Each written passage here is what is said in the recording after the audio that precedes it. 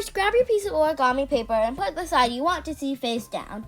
Then fold your paper diagonally to make a triangle.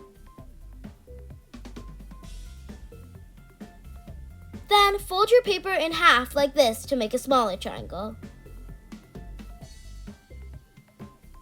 Then unfold that and take one flap and fold it down to the bottom.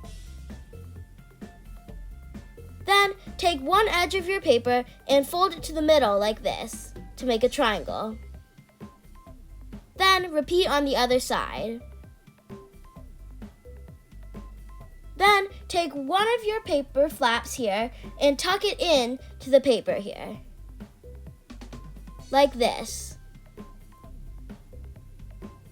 Then do the same thing on the other side.